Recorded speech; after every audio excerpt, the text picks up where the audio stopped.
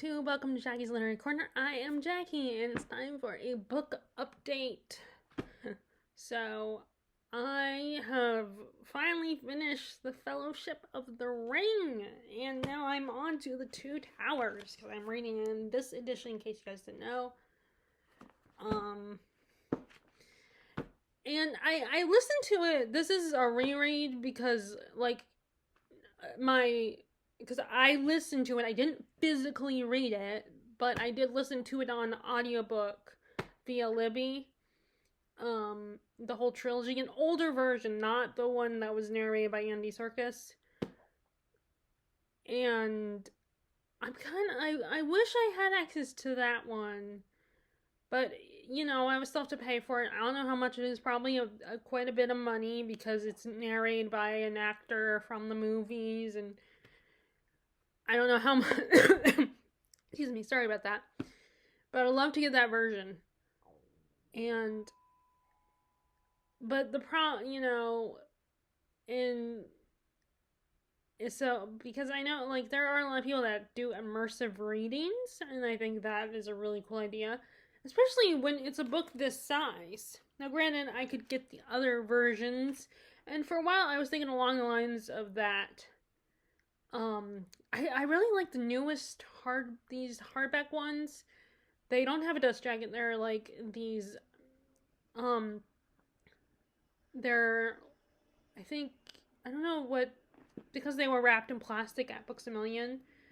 I don't know what the material is, but it's a naked hardback with an image from Lord of the Rings related image on each book. They're each different colors, and they do have the sprayed edges, but they're kind of with the ribbon bookmark, and they're actually kind of pretty, and I would be tempted to get them. And I did talk about one day getting some copies for my nephew, the oldest one, Harrison. But I think I need to wait a few years before I get him into it, because he's read The Hobbit and he absolutely loved it. And I want to say he's seen the movies, not just the Hobbit movies, but the Lord of the Rings movies. I'll have to double check with my brother-in-law and sister if they watched the original trilogy of movies. But of course, with the book, movies are action-packed and they condense a lot of scenes and all that. So I don't know if he would be ready to read the book and he would be as excited to read the original trilogy, the Lord of the Rings. Because, sorry, I'm stumbling, because on the one hand, I always feel like I should acknowledge that originally Tolkien considered his Lord of the Rings as one big book. It's just that people were like, people are not going to want to read this huge thing. And things have not changed. There are a lot of times people prefer reading smaller size books.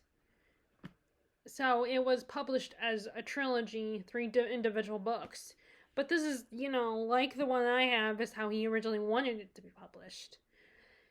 And that was kind of my thinking along the lines of when I bought this one, and also saving space on my shelves, so I wouldn't have 3 books of the trilogy, because I already want to start. I'm want to get all of the lore, all content, Tolkien content, night content. And I almost bought 2 Tolkien books today, like The Fall of Gondolin, but I have to double check. I might have received that book as a gift from Terry or my parents. I'll have to check.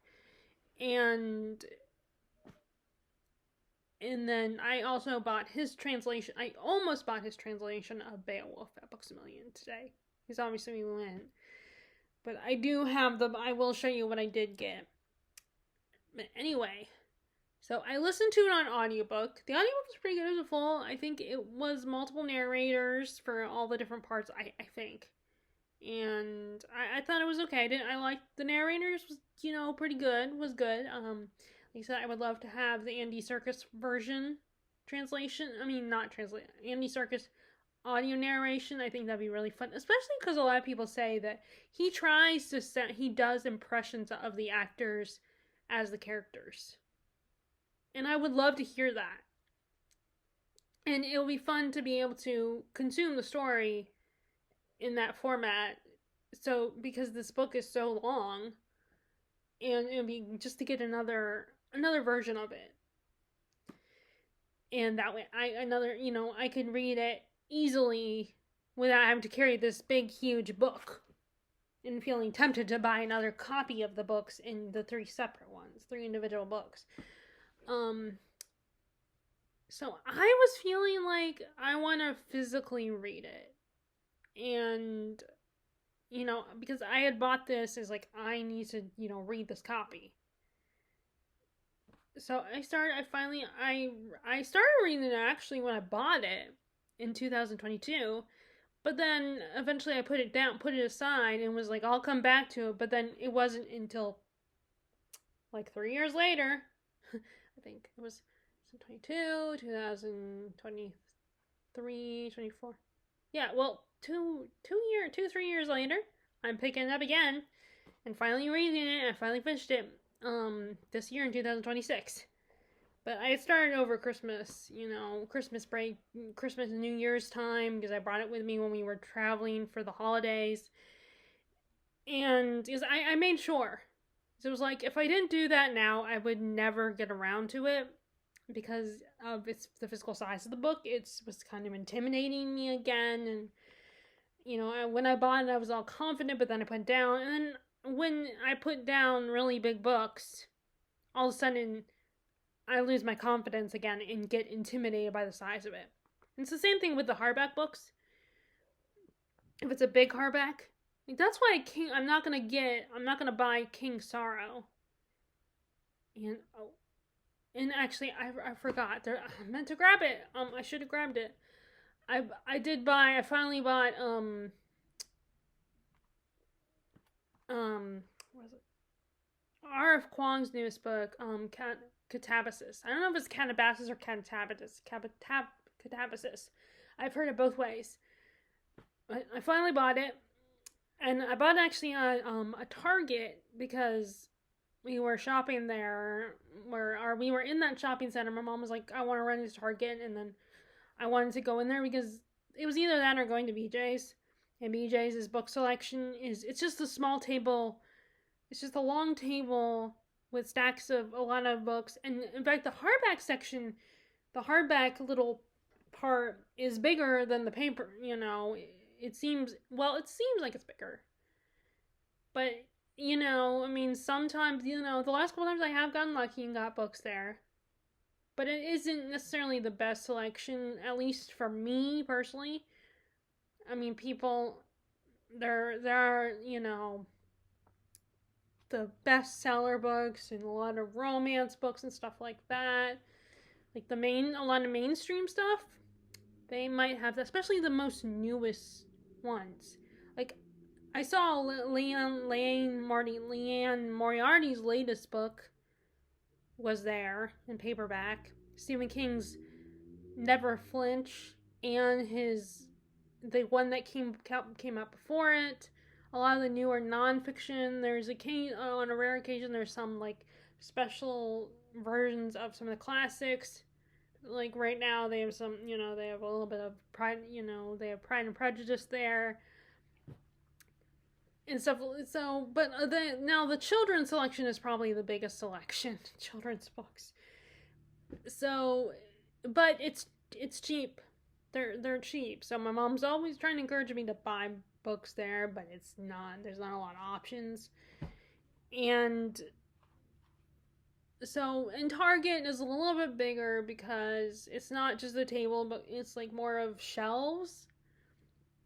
And there's actually two sections. There's the kids section all closer to the front, which makes sense, because parents, let their kids wander into that section, or with their dads, or whoever. As soon as you get in there, keep them preoccupied with looking for a book.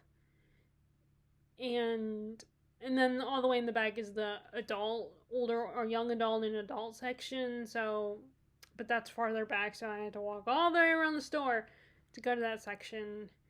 And the thing is, it's like BJ's is cheaper there, but there's more of a selection at Target. And but it's not, of course, it's not as big as like an actual bookstore section. It's still the same, like, bestsellers and mainstream books, the books that have just come, the new releases that just come out, the bestsellers, the popular books, and it was a little bit cheaper than Books A Million, but not a lot. I mean, BJ's is still cheaper, but BJ's did not have Calabasas. I knew that, and it was either that or there was also King Sorrow, but I'm gonna wait with King Sorrow because that's huge. Calabasas is not as big. I mean, it's still a chunky book, but it's not huge. And it would, the bigger the book is, the less inclined I am to want to get to have the hardback. I would rather have a paperback version. But anyway, so, and I meant to grab it. I should have grabbed that. I totally forgot to grab it. But yeah, I have that one, and I'll show you my other two books that I've gotten in the past week. So anyway, so finally I started reading, and I did start reading The Two Towers because I wanted to jump into it right away. Fortunately, it's kind of hard for me to read in the car. I don't get car sick. It's not like that. But, like, first of all, when you're in an area where there's a lot of trees, the light filters through, so it creates, like, little slithers of shadow on the pages, so that's really annoying. I do not like that. I mean, it doesn't give me a headache or anything. It just kind of annoys me. It makes it difficult to read. And then, so my mom and I trade places. Sometimes she'll sit in the back. Sometimes I will sit in the back because Murphy does, like, when Murphy will be, my dog Murphy, he will want to be in your lap or, like, pressed up against you because he does not do well in the car. Particularly long, he does not like the car. The first time he was ever in the car, and we were in the car for, like, when we brought him home, we were in the car for like an hour and 30 minutes probably. And he got car sick on me. And so we had to stop somewhere and clean up the best I could. And then and so he was, and I can't remember if my mom and I switched them. Maybe like she sat in the back or not. Or no, I think I still sat in the back. But now every time we go on these long car trips to visit family, we switch. We go back and most of the time she's been sitting back there, but I've offered the last few trips to sit back there. And it's very hard to read while he's sitting on my lap. Or when he's pressed up against and the boy does not stay still. He is so anxious and will not stay still. He can't just sit, lay down. He will be sitting up the whole time. And he's so pitiful. He cannot handle car rides, and like he's heavy breathing, and he's so pitiful. So I didn't get a lot of reading done in the car. So most of the time I end up having to listen to my iPod. It's either that or having to listen to whatever my parents are listening to. And although they were listening to finally I got them to listen to a history podcast. One of the ones that I listened to, I finally got them to listen to that. And they picked, of course my dad picked an episode where the guys were talking about the Beatles, one of his favorite bands from when he was growing up. And so long car rides, and of course I already have a hard time, longer than an hour in the car because I have to go stop all the time to go to the bathroom, and then my legs are uncomfortable, and just, so, yeah, for getting car sick, just the discomfort of being in the car for that long. But I did read a little bit, or as much as I could. But anyway, so I can't see, just like with my audiobook review, I cannot help but, because I've watched the movie multiple times, I've done marathons, starting with The Hobbit, when The Hobbit came out on DVD/Blu-ray, I bought all the Hobbit all 3 of the Hobbit movies, and I will do marathons of all those movies. And even before that, it was marathons of Lord of the Rings. So when I'm reading this book, I am picturing those actors the whole time playing the characters. And then what I really like about this is that there are lines that are directly from the book that Peter Jackson in Philippa, I can't remember. I do not remember her name. The woman that worked on, it's Philippa something, that worked on the movie with him. That whole team, the people who wrote the script, they made sure to use lines that are direct lines from the book, and it was so cool to spot those. Be like, oh, I remember that from the movie. Like, I got very excited, and I will hear the actors say the lines. Now, that's the only time though when it's not something that was in the script, a piece of dialogue that wasn't in the script. I struggle with hearing the actors, and it just they sound like me trying to do some kind of voice, and it does not. I can't, like, it doesn't sound good, and like, seriously, it's not me being like, oh, I'm so terrible, I'm so bad at generally I can't I can't talk like how, like, I would never be able to do impressions of people, that's for sure. And like, I do better when I actually have a line that the person says and I've heard it enough times. Then yeah, I can hear that voice in my head, but it just sounds like me trying to do a deeper voice that sounds more masculine, and it just, all the women sound the same. But just, there's some people are just naturally talented at that, naturally good. I'm not like, it's just when I'm reading, like, Gimli's lines, for instance, like Gimli or Legolas' line, I want to hear, if I can't hear Orlando Bloom or, I cannot remember his name, the actor who played Gimli, if I can't hear them, and I at least want them to sound as close, I wish they could sound as close as they can in my head, but I can only hear it when it's a dialogue they actually say in the movie. So but anyway, I can't help but compare the adaptation. And now I'm gonna try, because I am gonna do another review of the Fellowship book, because I looked at my review. I mean, I'm almost tempted to delete it, but I looked at my review for the audiobook, and it's a lot of, like, comparing the audiobook and the movie, and I'm like, I shouldn't do that. I feel like it wasn't really a good review. It was just me comparing the two. I mean, I guess that's a review in a way, but it's not I don't know if it would be considered the true goal. The true goal is just to review the product as its own separate thing. So, I don't know. I might want to delete. I don't know. I'll keep it and just try to, and be like, this is, just be like, hopefully this is my, write a little note on top that says this is another review that is hopefully better than the last one. Something like that. But anyway. I barely remember the audiobook. I remember liking it, it was really good, but or pretty good. But anyway, so of course, I enjoyed reading. I absolutely love The Fellowship of the Ring, but I gotta say, I did not love the chapter that's the Council of Elrond. I liked the scene in the movie. I really love that scene, especially this group of characters coming together for the first time, and the tension, establishing tension between Gimli and Legolas, and Boromir and Aragorn, and the character, and how the ring is affecting the council and everything. I thought that was really intriguing to watch, and really unsettling.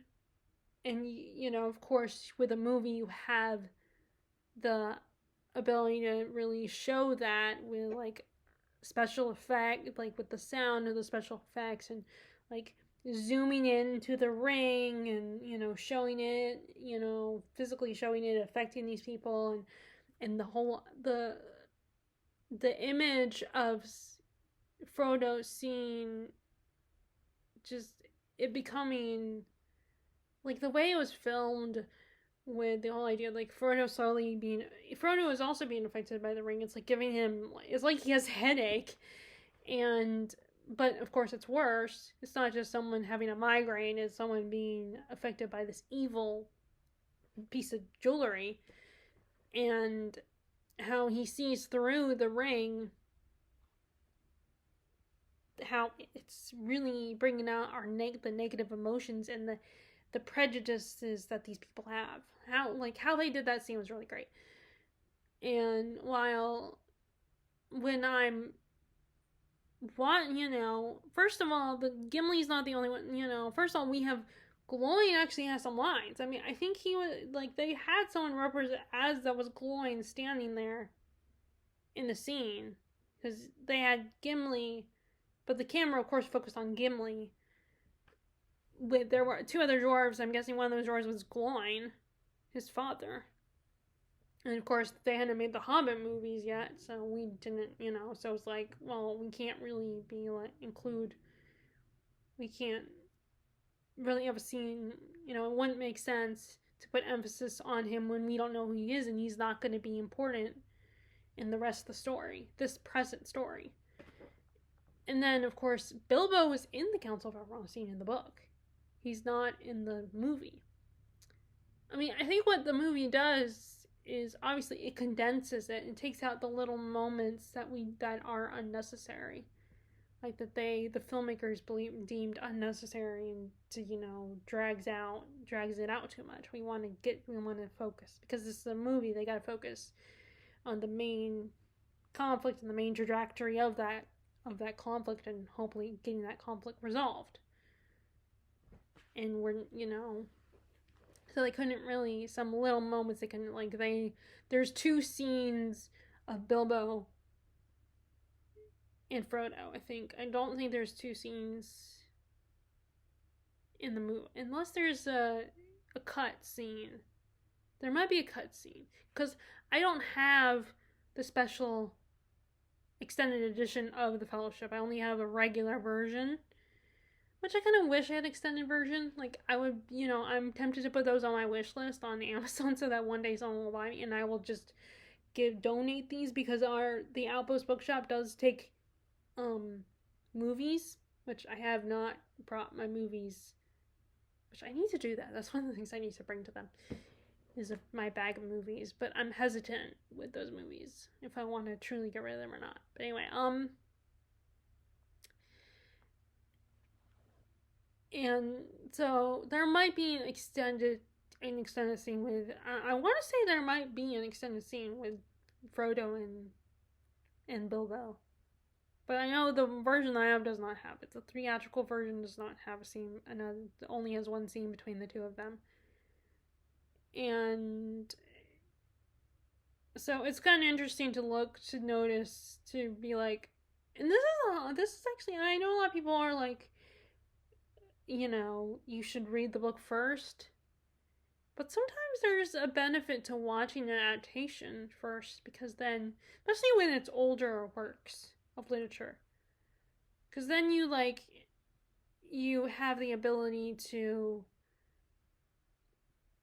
you can use that for your reference point of how this stuff looks. I mean, I know you should use your own imagination and let the author's words surround you and create the image, but sometimes it's kind of, but for me, I don't, I think it can be helpful. So that, especially if something that you don't know what it looks like, even if it's described, sometimes it helps. Actually, you can, it's either that or you look up an image on the internet, because sometimes there are things that, even though they're described in a book, and even if they can be described really good, I'm not gonna necessarily know it. I might still have trouble picturing it. But anyway,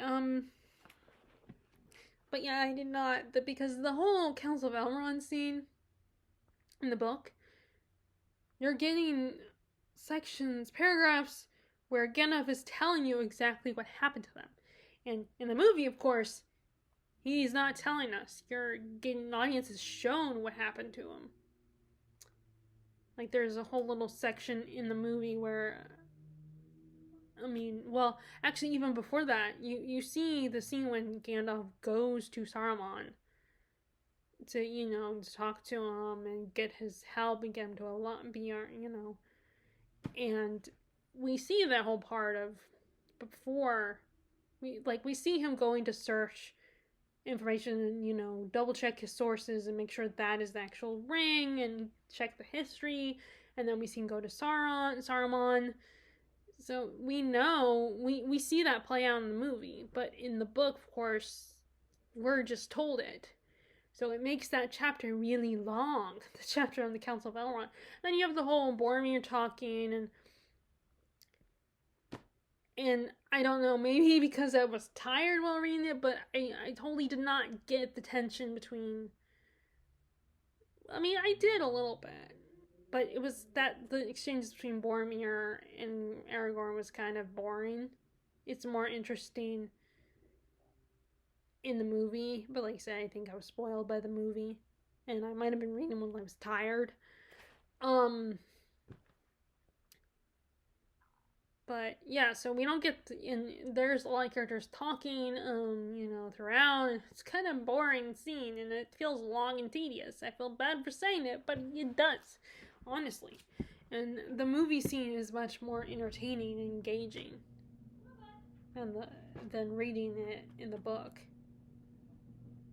But other than that, it's still it's the what's the word? Exposition scene. It's the exposition scene. Like the way, and of course with a movie, you want to make the exposition scenes still intriguing to watch, because, if you're just watching people talk, it can be kind of boring. But they have to make the scene interesting so the actor, and it helps having actors, because they can demonstrate through their actions and how they say their dialogue to make it more like, this is what's gonna happen, or something. And like I said, I really love how they show how the ring, when Frodo presents the ring, and it helps create the tension in the scene, and how it's really affecting the people around them. And we see the animosity between Legolas and Gimli as well. And I've noticed that in the book, there's a lot. It's seen a lot more. There's a lot more moments of snarkiness between the two of them. And here's a scene that I... Oh, where's it? Oh, I had it. No, it's not that scene.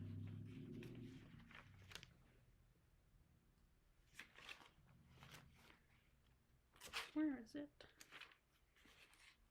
I just had it. I just looked at it. Oh, wait, it is there. It is on that page. Okay, so here's some, first, another thing. So we see the animosity, and,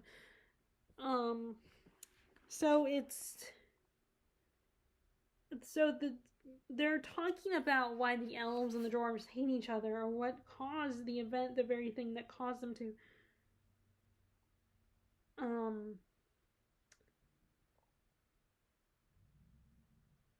Gandalf is recalling a time way back when, in a different time, when everything was peaceful and there was no hatred between races, and everyone was just all friends and stuff, and they're trying to decide whose fault is why the dwarves and the elves hate each other. So it says, "It was not the fault of the dwarves that the friendship waned," said Gimli. "And I have not heard that it was the fault of the elves," said Legolas. And then Gandalf is like, "I have heard both," said Gandalf, "and I will not give judgment now, but I beg you two, Legolas and Gimli, at least to be friends, to help me. I need you both. The doors are shut and hidden, and the sooner we find them, the better. Night is at hand." So yeah, I like that, because it shows the... But it's funny, that friendship was... That's one of the things, before I get to the other thing I was going to say, that it was funny how quickly... It feels that the animosity between them resolved rather quickly. I was thinking it was going to happen in the two towers. We were going to see a moment between them in the two towers. but it is at the end of the Fellowship. And I'm guessing it was what happened in Lothlorien, like maybe the vision that they saw, the conversation with the the telepathic conversation between they all have with Gladriel individually, not like they say, "Oh, I'm not going to tell what she said to me or what she showed me." And I'm wondering if that was when something that maybe Gladriel, when she talked to them or said something to them, and that's why, because all of a sudden after they are in Lothlorien, it's like they're all of a sudden besties.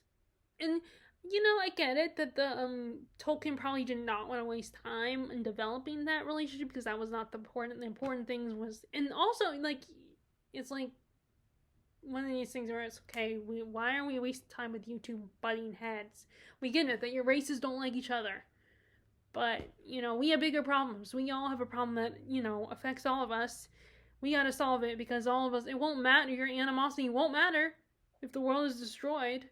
So I get that, but on the other hand, I kind of wish we saw that friendship develop slowly, and not just in one book all of a sudden. Like we don't know what happened, what was said, what makes them decide to be friends all of a sudden. Like realize that. I mean, maybe they did realize that. Oh, we got bigger problems here, so let us just be friends. I mean, I love their friendship. I mean, but I just even more like I love their friendship a little bit more than Sam and Frodo. A little bit more. Don't worry, all those people who love Sam and Frodo, I love them too. I really enjoy them also. But I kind of like the friendship between Gimli and Legolas is, and that's mostly because of the movies and the Orlando Bloom and the other guy, and their friendship is very, the way their banter and the way they perform it is really entertaining. So it probably makes it more interesting in the book than the book version. But I don't know. I haven't got to that point yet to see that. But yeah, it's just weird that all of a sudden they're like, okay, we'll put our, how quickly they put away their differences, and like, okay, we got bigger problems. So on the one hand, it's a good thing, but on the other hand, it's kind of like, I'm so used to seeing stories where friendships develop and you actually see the progress. And, but yeah, that's one of the things I noticed. But it was just like, but yeah, I really, but yeah, I like seeing that, the animosity. And there's, when they get to Lothlorien, they're in the forest. I think that's Mirkwood. And they have to, but Gladriel and her husband, the king, are in a separate place, so they have to go there to see them. And there's a moment where they're like, their guide Haldir, or I don't know if I'm saying his name right, but he's like, okay, the dwarf, we all can go, but the dwarf has to go blindfold because they don't trust the dwarves. And he's like, hell no, I'm not going blindfold. That's not fair. I want to see where I'm going. And they're just arguing, but Haldir is like, no, well then you're not going. You guys aren't going unless he wears a blindfold. And finally, like, Aragorn's like, okay, I don't have time for this, so how about this? Everyone will wear blindfolds. And then, to make it fair, but then, of course, Legolas is like, no, these are my people. I shouldn't have to wear a blindfold. And it's just, and he's just, Aragorn puts his foot down. It's like, no, we're gonna all wear blindfolds, so the two of you, and it's like, and again, that is one of those moments where it's like, yeah, we don't have time for your little animosity and your prejudices, or your pride getting in the way, okay? So, yeah, I can, like I said, I can understand why, you would want to be like, shove their arguing aside and their animosity, just make them be friends. They're just all of a sudden friends.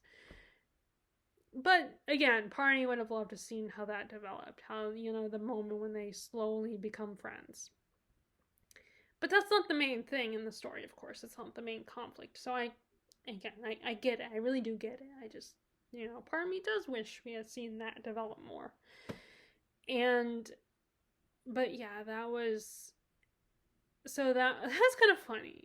Like them both being all stubborn, and Gimli, there's a lot of moments where Gimli's very stubborn and just like, you gotta roll your eyes and be like, Yeah, Gimli. But the other thing is that, so that was that was also a moment where I thought it was really funny.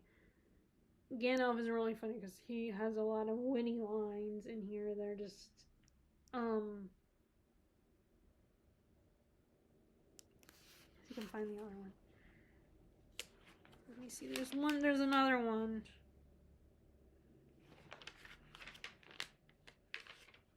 Is it there? There's another Gandalf line that I think is really, like, is it here? No. Where is it? There's one more that I really like where,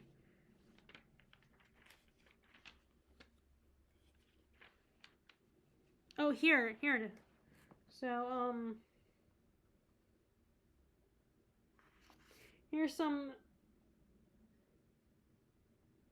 so they're going to the mines of Moria and having, they have to go through the door and there's the password and everything. And like, Boromir wants to go a different, they're all getting kind of frustrated because Gandalf hasn't figured it out. I'm trying to think of where. Damn it. Let me just. Okay, this is Boromir. Then what use of bringing us to this accursed spot? Cried Boromir, glancing back with a shudder at the door. You told us that you had once passed through the mines. How could that be if you did not know the town to enter? Because he's gone through there before. And, so this is Gandalf. The answer to your first question, Boromir, said the wind, is that I do not know the word yet. But we shall soon see. And he added, with a glint in his eye under their bristling brows, you may ask what is the use of my deeds when they are proved useless? As for your other question, do you doubt my tale, or have you no wits left? I did not enter this way. I came from the east. There's that one, and then. Okay, and then this is Pippin. He's panicking. What are we going to do then? Asked Pippin, undaunted by the words, bristling brows. Knock the doors with your head, Peregrine Took, said Gandalf. But if that does not shatter them, I am allowed a little peace from foolish questions. I will seek for the opening words. And then.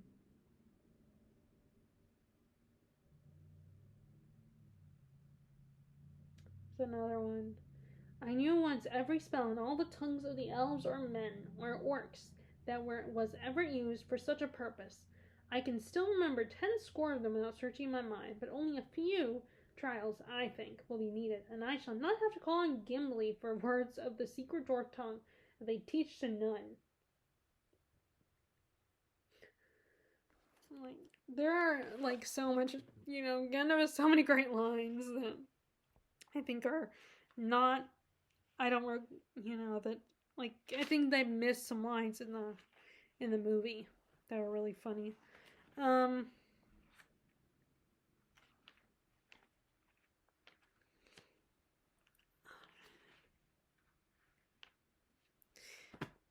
But anyway, it also, having watched The Hobbit, the Hobbit exists, and reading the book, it makes it really, every time I get to the scene in Moria where they come to Balin's grave and his sarcophagus, that moment is so sad, and, like, for the first time seeing it, it's creepy, but then it's kind of, but now thinking about it, it's sad because, if you've read The Hobbit or you've seen if you've seen the movies, you have got to know Balin and Ori, and it makes it more tragic when you find out what happened to them.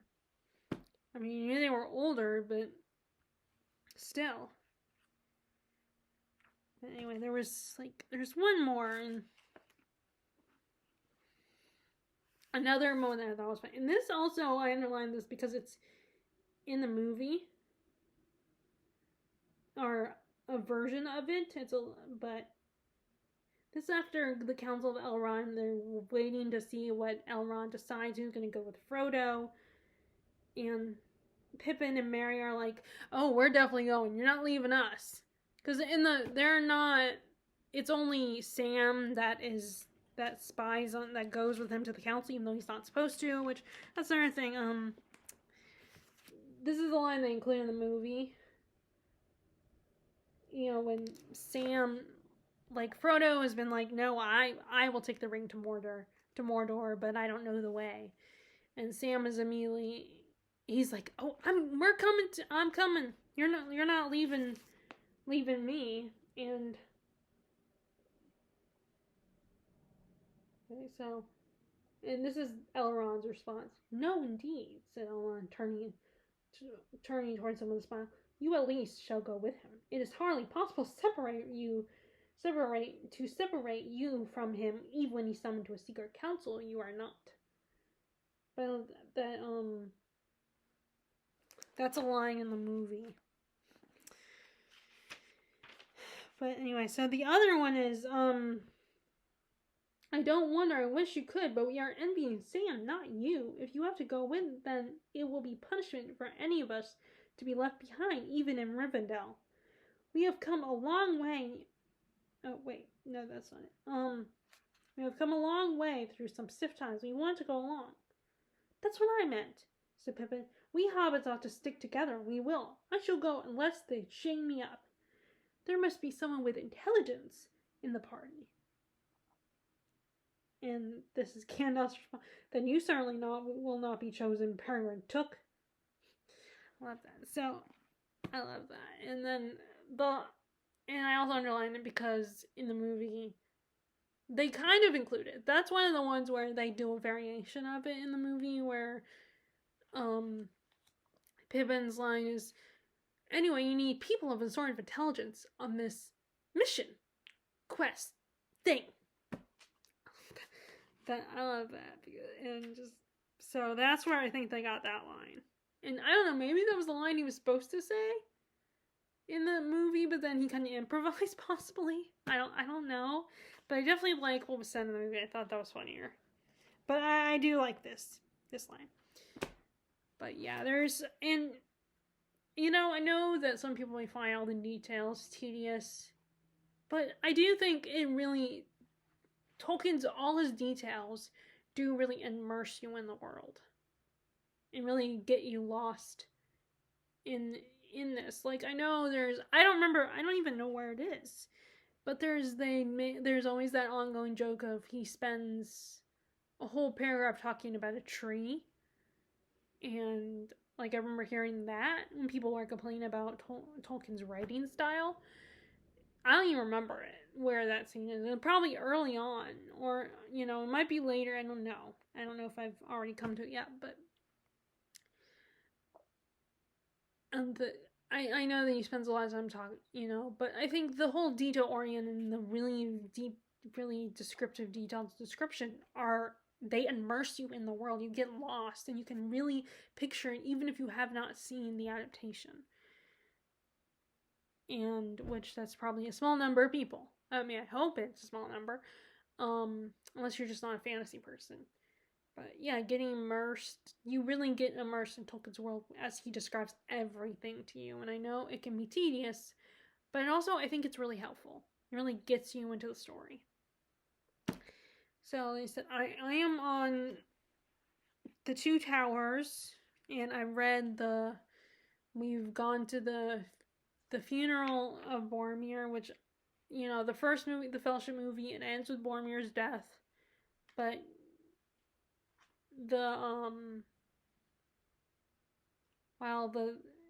this one, Boromir's death is in the Two Towers, where, we don't actually see it in the Two Towers in the movie. In the book. In the movie, you see it. In the movie, the Fellowship movie, you see it, but in the book, you don't actually see it. And Aragorn finds him after he's been injured, and Boromir tells Aragorn Aragorn what happened and everything, but we don't actually see it play out, like not like in the movie. And he's sending his body, and they have to send his body. And they talk about how heavy he is to carry his body. The thing we don't see them trying to drag his body to the funeral pyre. We just see they took him and put him on something and floating him down river. And they sing a song, which there's a lot more songs in the book than there is in the movie. And which I'm sure a lot of people were sad about that. A lot of hardcore fans are probably disappointed they didn't have all the songs. But yeah, so they sent him down river. And then I guess we're starting, and then I'm on the chapter, The Riders of the Rohirrim, where we haven't even met the Rohirrim or the Riders yet. It's just Aragorn, Legolas, and Gimli are trying to track down the orcs who have taken Pippin and Merry, and they're like, and of course they're worried that we don't even know if Frodo's with them, because of course they don't know that Frodo left. I mean, all they know is that Sam followed Frodo, but they don't know. I think I'm at the point where Aragorn realizes, oh, I know where Frodo left. Yeah, I am at the point because I remember reading the line of, something about how Frodo was probably being smart about separating himself from the others. And he's like, he admires Frodo from that he understands that it's best he goes a separate way to protect the others. And of course Sam follows him. And of course it's a little different. Like, I feel like they make it more dramatic. Sam following him, getting to the river and almost drowning, and that, as he follows Frodo. I mean, they don't even have the moment between Aragorn and Frodo, the moment it's not in the book, but it's in the movie. A moment in the movie, there's a scene between Frodo and Aragorn. So in the movie, Aragorn already knows what Frodo did. He knows that Frodo has separated himself. While in the book, he didn't know right away. But then he eventually comes to that conclusion on his own that, oh, but Frodo has decided to go on his own to deliver the ring because he wants to protect the others. So I'm on that part where they're trying to track them and everything, and they're worried about, and of course, Tolkien takes more time with that scene, because they're tracking them and trying to figure out, and they're trying to debate, okay, do we keep going or do we rest? Because the orcs are going to keep moving, and we got to get to the hobbits. And another thing they don't have in the Fellowship is they don't have the scene in the movie between Gandalf and Frodo where Frodo admits he wishes the ring had never come to him. And which I really love the line that Gandalf says about how we all wish things didn't happen to us, but they do happen, and it matters what we do, how we respond to them, how we handle those things that happen to us, those moments, something like that. And obviously, I know it's not that, like, that's just kind of encompassing what the line is about, but they don't have that in the movie. And I mean, in the book. And they also don't have the moment that's in the book where there's a scene in the movie where Gandalf tells, like, I can't remember what Frodo said. Or no, he was like, it's a shame that Bilbo didn't spare him. And Gandalf's like, no, it was admirable that he spared him. It's honorable that he did, and it was kind. He was showing kindness to Gollum. And they don't have that in the book. They don't have that exchange in the book. Like, in The Mines of Moria, they're just walking in the dark, trying to find out where to go, and they're worried about being lost and everything. So we don't have those little moments where they stop and talk and stuff. And it's funny because I love those moments in the movie. It's with the two of them, the exchanges between Gandalf and Frodo. And it almost feels more dramatic in the movie when Frodo's reaction to Gandalf and his death when he gets taken by the Balrog. And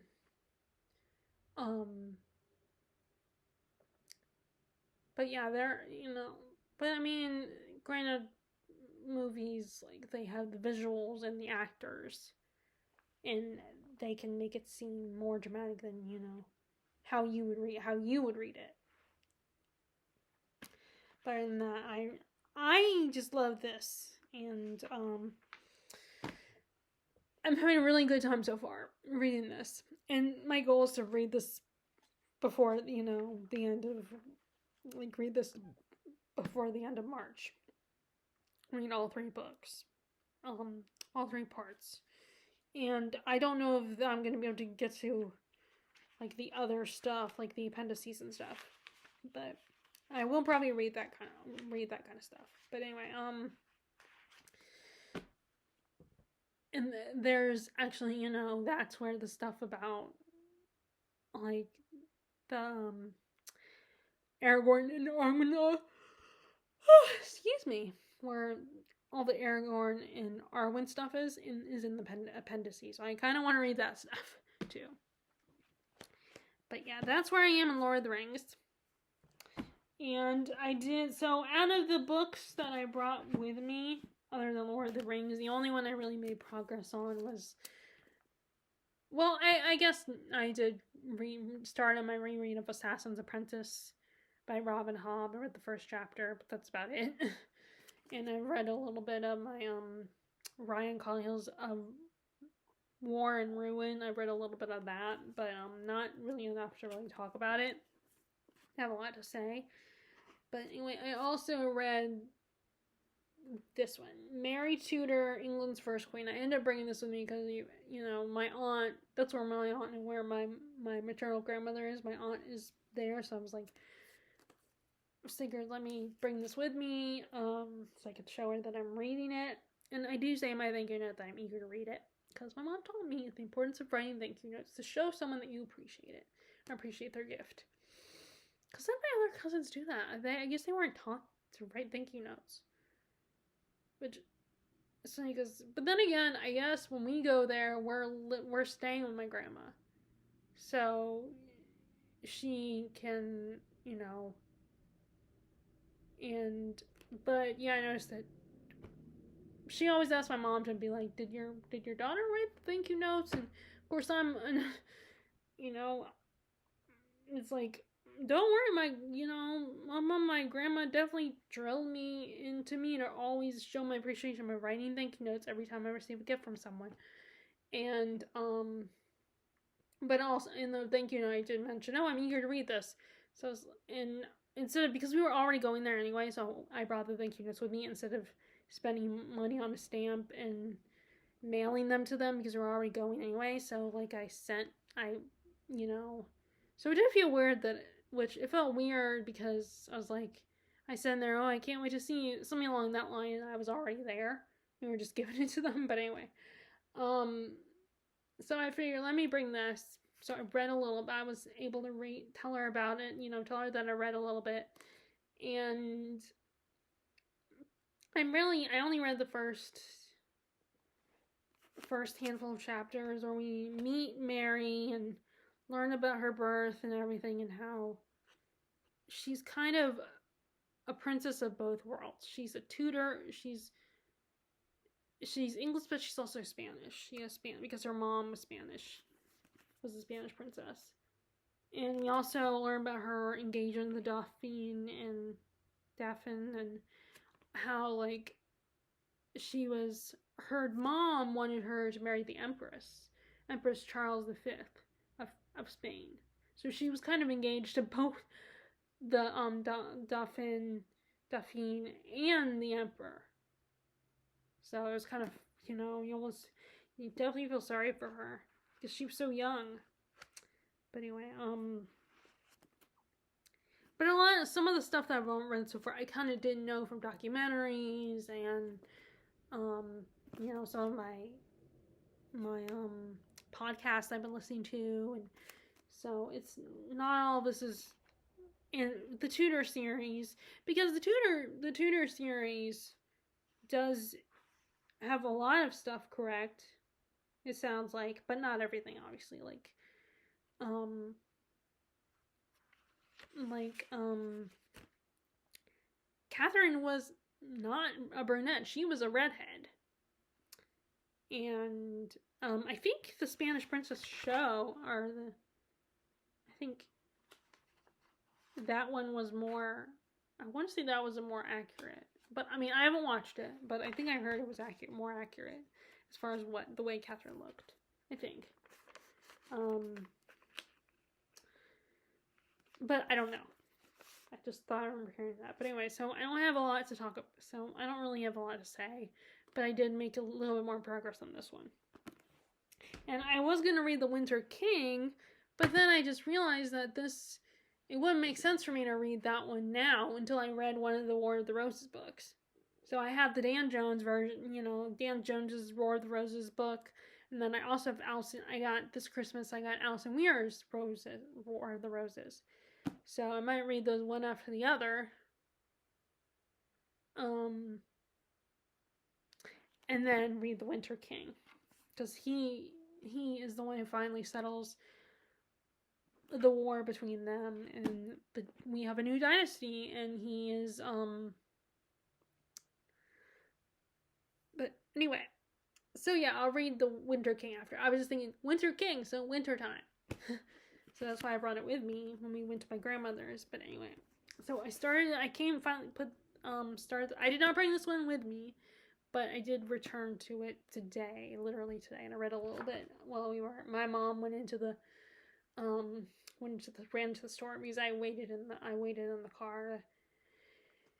And it was partly also because if, like, normally she would have probably let me stay and, while she ran into Food Lion, unless I was already done paying for my book, and which I was, but in this case we brought Murphy with us, so I was watching him in the car. But so I made it to the part when the last thing I read was when the sweating sickness happens again, and all the characters have it, and Mary's husband, William Carey, died, and because so she's upset about that and realizes that she's destitute, and their dad is like, "Oh, you're not staying here. You go live with your in-laws." And Anne, because she feels bad for her sister, writes to Henry, is like, "Okay, you need to convince my dad to let her stay. Force him to let her stay." And it works. But the dad is all like, he has no sympathy. And Anne comes to the conclusion that once they're no longer useful to him, then it's like, bye-bye, I don't care. Which is kind of in foreshadowing of what's going to happen, because if you know your history, you know what happens with Anne, and so you can guess her dad's reaction and what he's going to do. But anyway, and and also, Anne realize that her brother George and Jane are not happy with each other, and they're basically cheating on each other, and it's just, and they have a really kind of terrible relationship, terrible marriage, and Anne's kind of caught in the middle because she wants to not be like, she doesn't want Jane to automatically assume that she'll side with her brother George. But she also still loves her brother. He's still her brother, and she still loves him. And she has a good relationship with him. They are very close. But there are some things that she doesn't approve of. And I hate to say it, but I can see. So I did not mean to, but I did look at Jennifer Jelinski. I think that's how you say her last name. She's a channel I like to watch on BookTube. Her review on Goodreads, and where she had some criticism about Anne's character, and as much as I didn't want to see it that way, I kind of do see why she thinks that way, about why she does not like Anne as the main character in the book, and it is kind of, but the rest of the book is good, and even though I of course know how things are going to turn out in the end, but yeah, I really, it is very compulsively readable, and I'm enjoying making progress on this and find out what happens, how things, even though I know what happens technically, the going through Anne's journey. But yeah, so that's where my reading is right now. Let me real quick show you. Other than the Catabasis, I also have. Okay, so I have been holding out for these.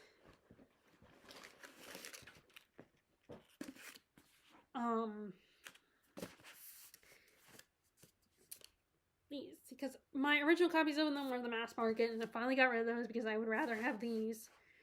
And now the only thing is, I did not see book 3 or book 4, because they divided this into 3 books, and they do not, and I only saw multiple copies of book 2. But we have the first book, which is Robin Hobb's Dragon Keeper, and then we have the second one is Dragon Haven. And I just noticed, see right here, the spines make up a dragon wing. The little middle part of them makes up a dragon wing, or dragon. It kind of looks like a bat. But yeah, this is their so let me read the book 2. Okay, too much time has passed since the powerful dragon Tintalia helped the people of the Traitors City stave off an invasion of their enemies. The traitors have forgotten their promises, weary of the labor and expense of tending earthbound dragons who were hatched weak and deformed. If neglected, the creatures will rampage or die.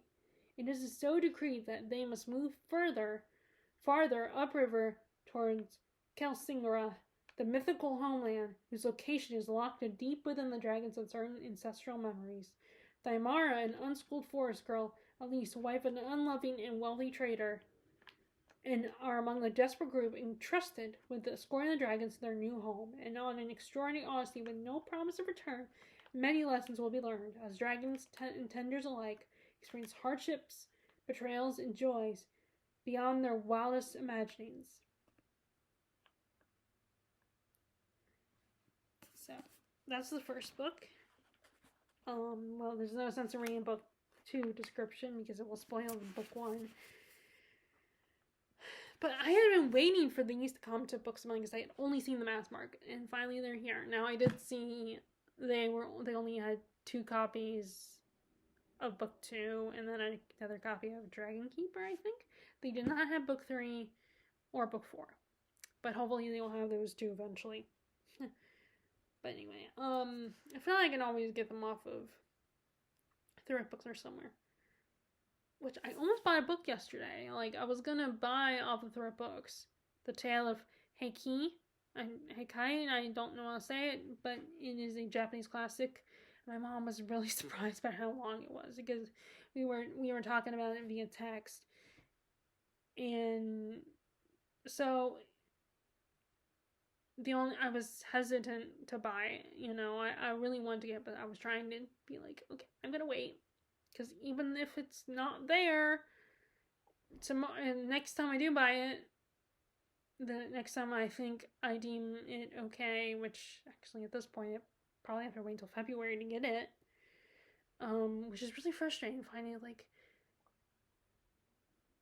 and they might not have any more copies, but it will always be a Books a Million. I have seen Books a Million does have it, it's just more expensive there. And on Amazon, it's also on Amazon, but I'm still gonna probably have to wait until February because, like I said, I stick to my budget and try to stick to my budget. But anyway,